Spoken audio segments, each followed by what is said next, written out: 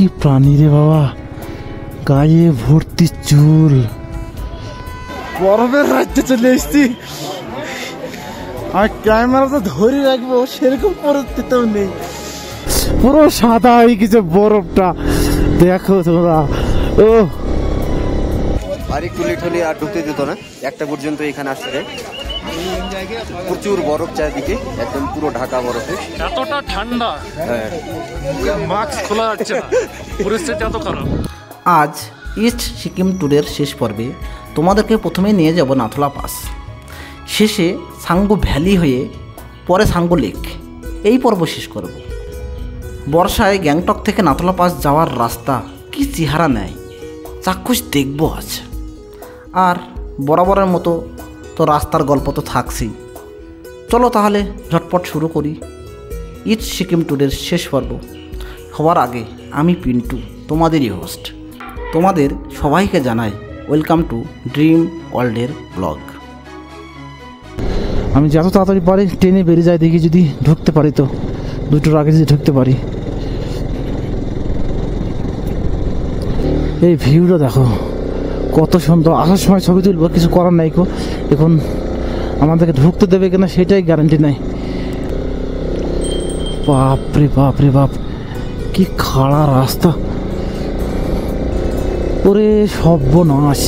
এটা কি ভাই, এটা কি? দেখো কত দূর আসলাম সেটা তো বুঝতে পারছি না।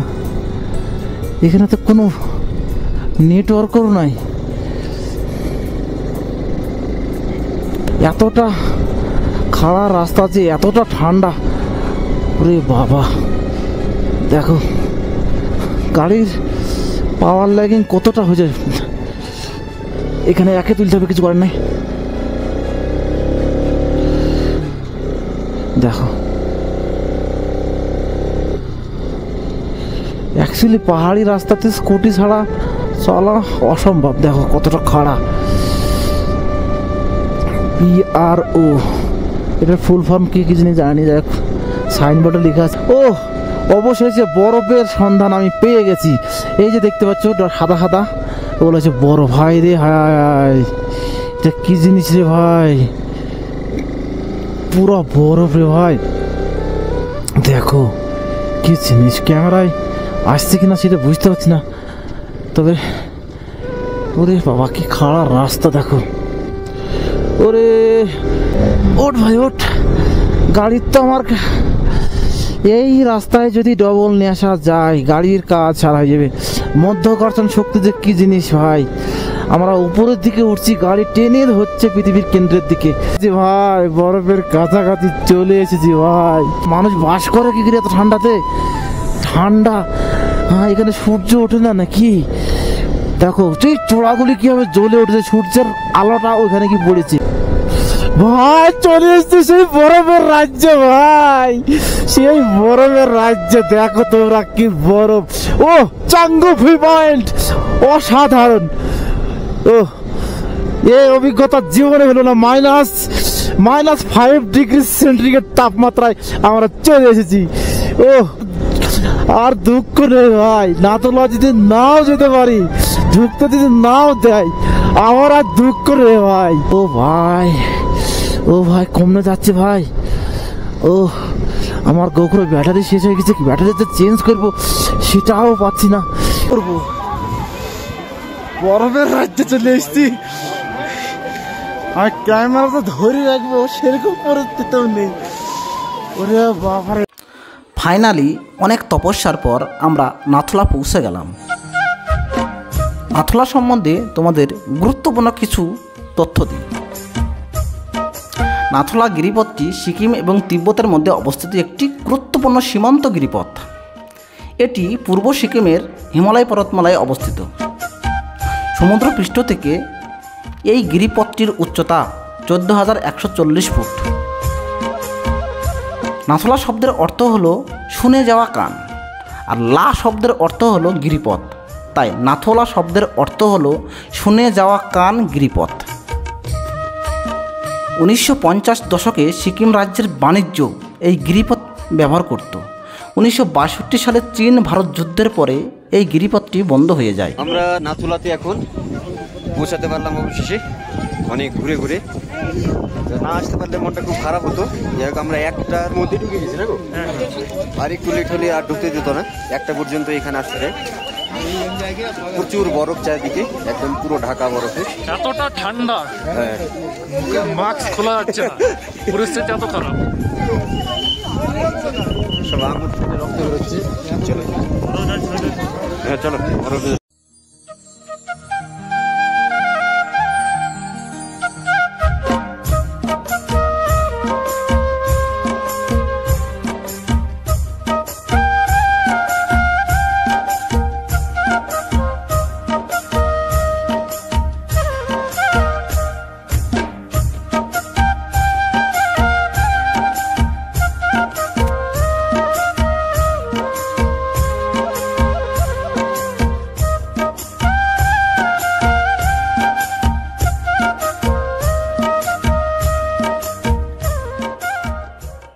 বর্তমানে নাথুলা গিরিপথটি পর্যটকদের জন্য একটি আকর্ষণীয় স্থান।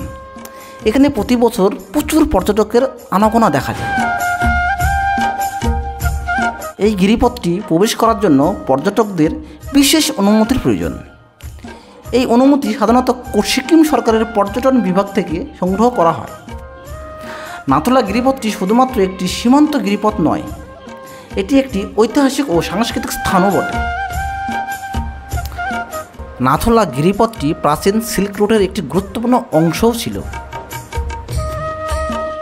এই গিরিপথটি ভারত এবং চীনের মধ্যে সম্পর্ক স্থাপনের জন্য গুরুত্বপূর্ণ ভূমিকা পালন করে। এই নাথুলা পাসে ভ্রমণের জন্য পারমিটের খরচ জনপ্রতি 200 টাকা এবং 4 বছর কম বয়সী শিশুদের জন্য পারমিটের কোনো প্রয়োজন হয় না। আর যারা বাইক নিয়ে আসতে চাও, শুধুমাত্র 2 হুইলার সিকিম সরকার পারমিট দেয়। তবে একটি বাইক একটি মানুষ 1000 টাকা। তুষারপাতের কারণে মাঝে মাঝে এই পথ বন্ধ করে দেওয়া হয়। বিদেশি পর্যটকদের এই পাসে যেতে দেওয়া হয় না, শুধুমাত্র ভারতীয় পর্যটকদের সুরক্ষিত এলাকায় পারমিট নিয়ে যেতে হয়। সিকিমে ভ্রমণকারী বিদেশি নাগরিকদের এই পাসে যেতে পারেন। ফাইনালি নাথুলা পাসে অনেকটা সময় আমরা কাটানোর পর আমরা গ্যাংটকের উদ্দেশ্যে রওনা দেব। তবে যাওয়ার পথে বাবা মন্দির, ছাঙ্গো ভ্যালি ও ছাঙ্গো লেক দুটি সাইড সিনিং আমাদের এই রাস্তার উপরে পড়বে। তাই আমরা বাবা মন্দিরকে ক্রস করে, যেহেতু বাবা মন্দিরটা অনেকটা ডাউনে, তা আমরা বাবা মন্দিরে যাচ্ছি না। তবে ছাঙ্গো ভ্যালি এবং ছাঙ্গো লেক আমরা যাওয়ার পথেই পড়বে। আসার সময় অনেকটা তাড়াহুড়ো করে, যেহেতু দুটোর মধ্যে ঢোকার কথা শুনে আমরা একটু তাড়াহুড়ো করে চলে এসেছিলাম, তাই ছাঙ্গো লেকে আমাদের দাঁড়ানো হয়নি। তবে যাওয়ার সময় আমরা একটু দাঁড়িয়ে ওখানে ভিডিও শেষ করব। দেখতে থাকো এর মোটর বাইক রাইড এবং যাওয়ার পথের অভিজ্ঞতা।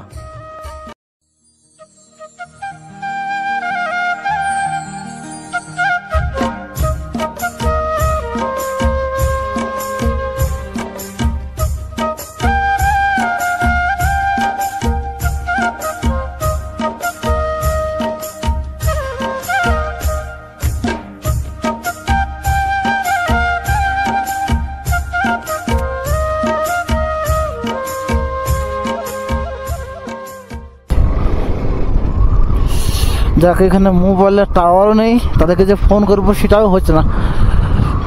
কিছু করার নাই, হঠাৎ আবহাওয়া খারাপ হওয়ার কারণে আমি তুরন্ত চলে আসলাম। আমার কালে যাই নিল না। আসার সময় ভিডিও ঠান্ডা লেগেছে যে মুখ দিয়ে কথা বেড়াচ্ছে না। ঠান্ডার তো একটা লিমিট থাকা দরকার আছে, আনলিমিটেড ঠান্ডাটা। কি ঠান্ডা ভাই! আর তোমরা যারা এই নাথুলায় কিংবা নর্থ সিকিম আসতে চাও, নর্থ সিকিমেতে যাচ্ছি তো ওটা ঠান্ডা, আমরা তো ইস্ট সিকিমে এসেছি। তবে নর্থ সিকিমে আর যাবো না, যা ঠান্ডা। এই ঠান্ডাতে আমাদের হাত, ওরে বাবা রে!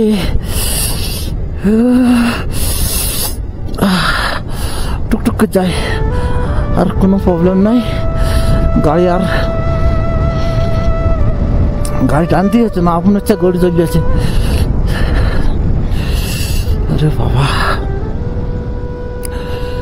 দেখো, যত ক্রমশ নিচে নামবো তত হয়তো বরফের পরিমাণটা কমবে।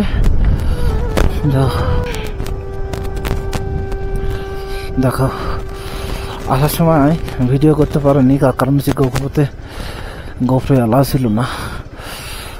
উপর থেকে নিচে নেমে আসলাম, রিক্স নেওয়ার দরকার নাই। আলমগীর ভাইরা আছে উপরে, থাক, অসুবিধা নেই।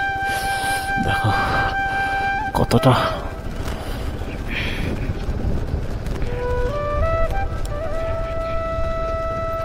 একটু তাড়াই ছবি তুল।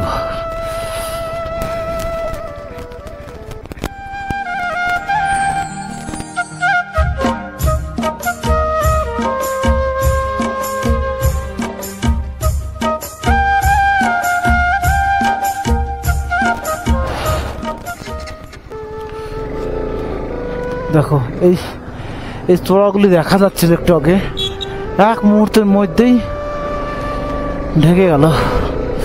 এই সাদা সাদা চূড়াগুলো দেখা যাচ্ছিল, ওয়েদার খারাপ হয়ে গেল। হঠাৎ করে আবহাওয়া চেঞ্জ হওয়াতে আমরা নেমে আসলাম উপর থেকে। একটা ছবি তুলবো, সেটা হলো না, কী করবো, উপায় নাই। ছবি যাতে যাওয়ার সময় আর গিয়ারই লাগছে না, এমনি তো যাচ্ছি, ক্লাস চেপ ধরলেই চলে যাবে। তো দরকার নাই, গিয়ার সব সময় থাকে গাড়ি। দেখো কতটা ঠান্ডা, উপরে ঠান্ডা তো প্রচণ্ড ঠান্ডা। আমরা ভেবেছিলাম নাথুলা পাস দেখতেই পাবো না, কিন্তু দুটোর পরে আর ঢুকতে দেয় না। এখন বাজছে 2:30, আমরা 2:30-এর মধ্যে ঘুরে চলে আসলাম। উপায় নাই, কেন অত ঠান্ডা, অত ওয়েদার খারাপ, ওখানে থাকার রিস্ক আছে, তাই এখান থেকে চলে এলাম, দরকার নাই। দেখো পাহাড়টা দেখো রে, এটা কি রে ভাই,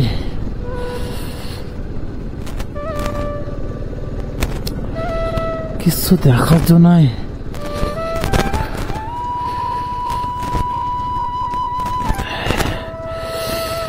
এটা কি রে ভাই,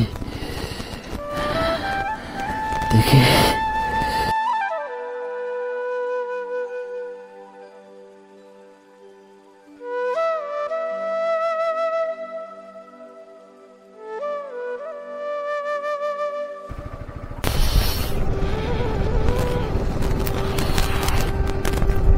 ওঠার চেয়ে নামার রিস্কটা একটু বেশি মনে হচ্ছে। বাহ বাহ কি ঠান্ডা রে, দেখো কতটা কুয়াশা, দেখো কি পাহাড়, কি লাগছে ভাই।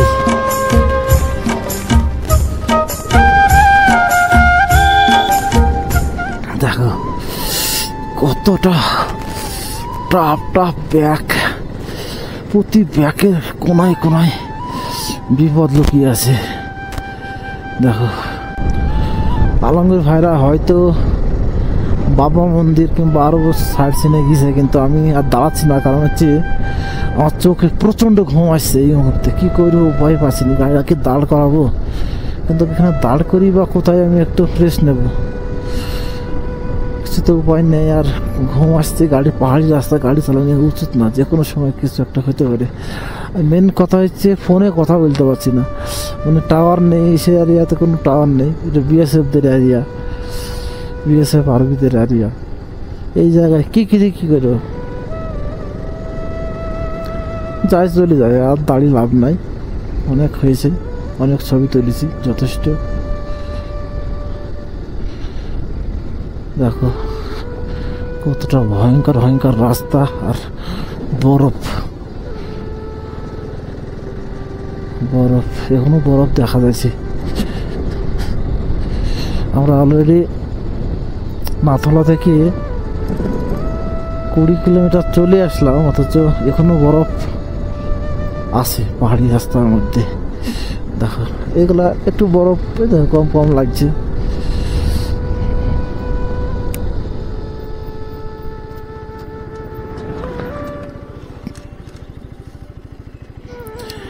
অসাধারণ। দেখো ভিউটা দেখো কত সুন্দর। এখানে একটা ছবি নেব, কিছু করার নেই।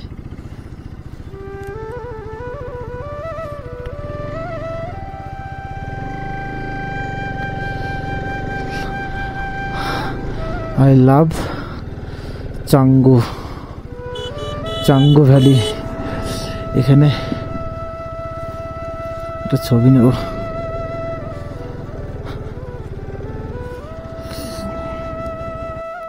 অসাধারণ। এটা নাথুলা থেকে যাওয়ার রাস্তায়, মানে গ্যাংটক ফেরার রাস্তায়।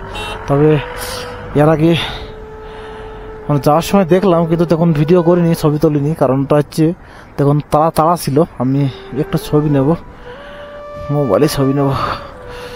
যাক, ওয়েদারটা একটু হলেও এই এরিয়াটা তো ভালো আছে, ওইদিকে যে একটু খারাপ আছে। যাক, একটু চোখে ঘুম আসছিল, সেজন্য আবার একটু দাঁড়িয়ে কটা ফটো তুললাম। বিশেষ করে পাহাড়ি রাস্তায় যদি ঘুম আসে তাহলে গাড়ি চালানো উচিত নয়, সেই জন্য আমি দাঁড়িয়ে গিয়েছিলাম। একটু লেট হয়, হোক, অসুবিধা নাই, নো প্রবলেম। আবহাওয়া এক এক জায়গায় এক এক রকম। ওখান থেকে এসে এখানে আবহাওয়াটা একটু ভালো ছিল, পরিষ্কার ছিল আকাশটা। আবার পরিষ্কার হয়ে গেল, দেখো দেখো পরিষ্কার হয়ে গেল। আবার একটু আগেই আবার মেঘে ঢেকে গেছিল, আবার পরিষ্কার এক্ষুনি কেবল হয়ে গেল। ফাইনালি আমরা আবার গ্যাংটকের দিকে রওনা দিয়েছি, মানে হোটেলের দিকে। আমি যেখানে আসছি সেটা হচ্ছে সাঙ্গু ভ্যালি। এই জায়গাটার নাম হচ্ছে সাঙ্গু ভ্যালি। দেখো কত সুন্দর ভ্যালি, অসাধারণ। এখানে কটা ফটো তুললাম। দেখো উপর থেকে পাথর গড়িয়ে পড়েছে, মনে হচ্ছে এখানে থাকা যাবে না বেশিক্ষণ। ওরে বাবা, কি ব্যাক রে। দেখো এই সাঙ্গু ভ্যালির নিচে নেমে যাচ্ছি, কত সুন্দর। বাবা,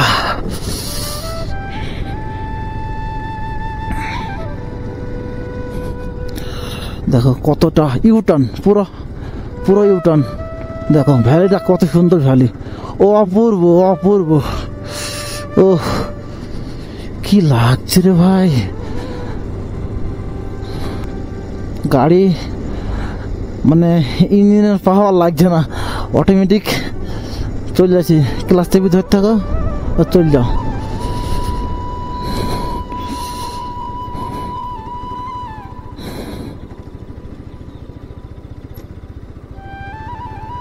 যাক, আলমগীর ভাইরা এত সামনে দাঁড়িয়ে আছে, কোন জায়গায় দাঁড়িয়েছে বুঝতে পারছি না। পাহাড়টা কত সুন্দর।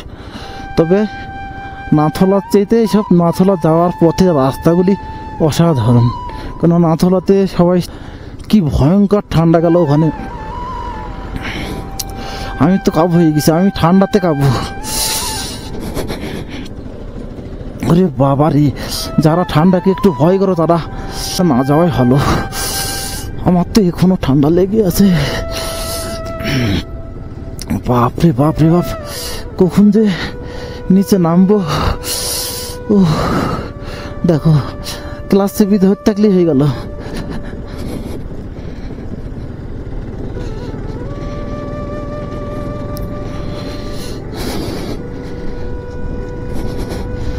দেখো কত সুন্দর ভ্যালি। এই হচ্ছে সাঙ্গু লেক, সাঙ্গু ভ্যালি। দেখো কি প্রাণী রে বাবা, এরকম প্রাণী তো জীবনে দেখে নেমি। গরুর মতন, কিন্তু গরু না।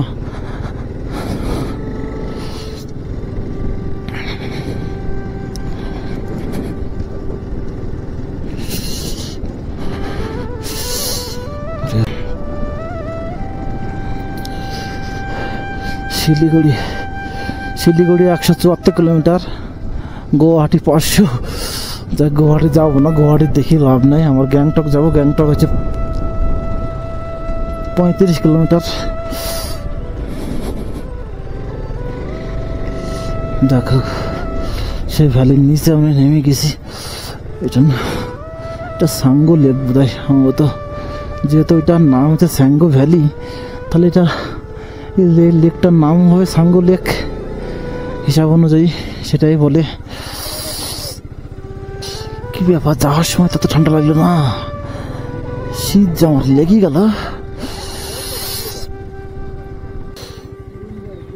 দেখো সাঙ্গু লেকের কাছে এই যে গরুর মতন যাক চিনি না, এসবগুলি কি কি জানি, গাধা টাইপের কিছু, কি প্রাণী রে বাবা, গায়ে ভর্তি চুল, এরকম প্রাণী তো জীবনে দেখিনি। আই লাভ মাই সিকিম লেখা আছে। এই এর উপরে উঠে সব ছবি করছে।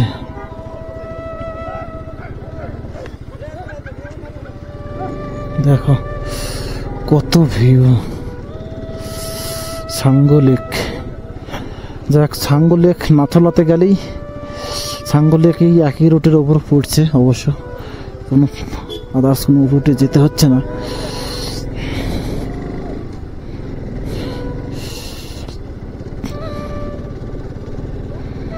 কত সুন্দর প্রাণী রে বাবা।